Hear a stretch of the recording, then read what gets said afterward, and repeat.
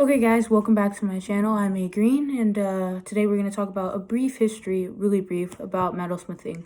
And I will include more information about the history of metalsmithing in a bunch of my further videos, especially when I start to show you guys some concepts, just letting you know which concepts are like new. And I say new like that because these new concepts have, been around for 50 to 100 years, and so they're considered new, and some of the older ones.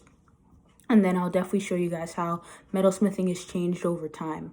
But a brief history. So metalsmithing started off about 4,000 years ago, and it was really reserved for the higher echelon of people, the kings and the queens, the bigger ups, the higher ups, And it really started as a way for blacksmiths to utilize their metal. And over time, as we started finding more metals and we started having precious metals, kings and queens would start to order these metals, kind of like they did with paintings in the Renaissance and whatnot. They would start to commission these pieces, and that's when you would see these huge signature pieces, really fancy tiaras, rings, things like that. Those were like really big ticket items when you could have your own piece made.